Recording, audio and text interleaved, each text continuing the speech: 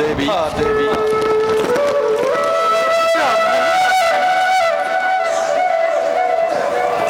प्रिय এই মায়াময় সংসাৰেৰ তত্ত্ব কোনেও বুঝিব নোৱাৰে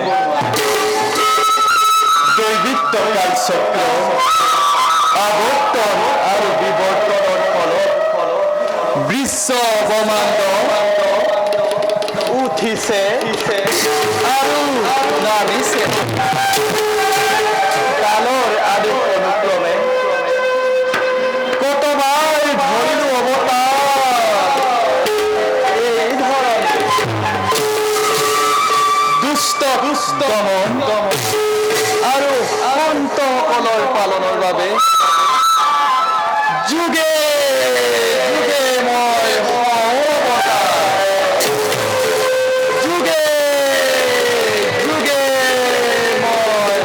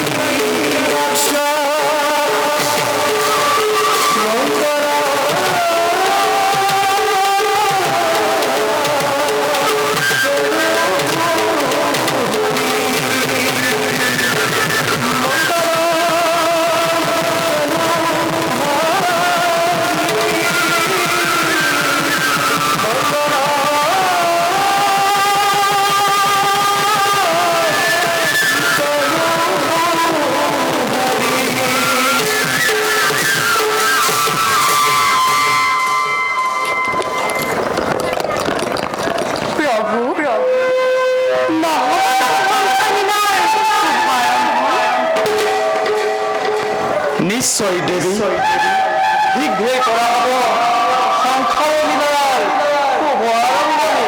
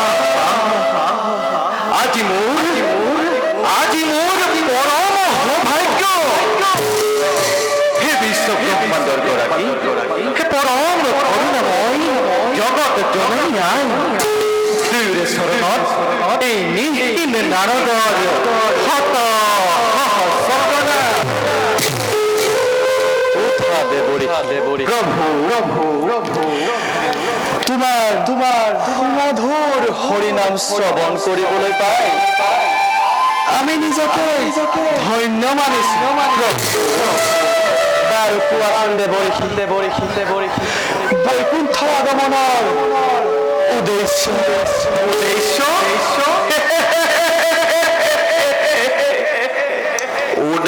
মাত্ৰ এটাই প্ৰভু, আপোনালোক দুয়োৰে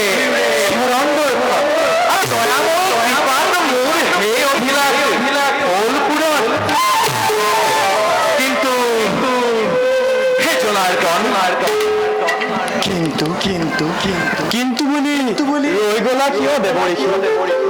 প্ৰকাশ কৰা মনৰ উল্লাস। নাৰায়ণ অন্তৰ্যামী তুমি নাৰায়ণ, সৃষ্টিৰ স্থিতি আৰু প্ৰলয়ৰ তুমি এইগৰাকী। তথাপিতো এই নিষ্কিল নাৰদক সুধিছা যদি কওঁ সংক্ষেপতে প্ৰভু।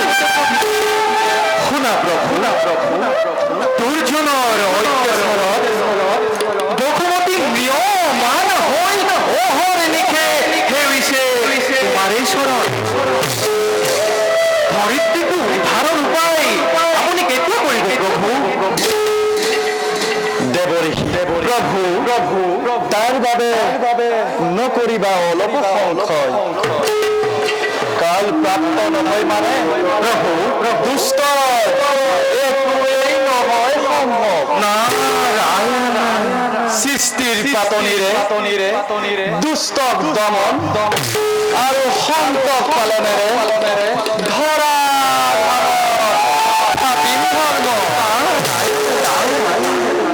অচিৰেই মই অত্যাচাৰীসকলৰ পতন ঘটাই বসুমতীৰ ভাৰ কৰিম লাঘৱ। কিন্তু প্ৰভু এই কাৰ্যত তুমিও আমাৰ সহায় কৰিব লাগিব।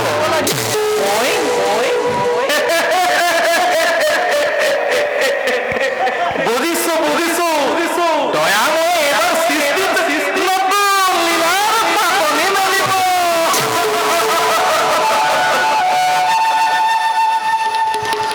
তুমি বৰ চতুৰ দেৱৰী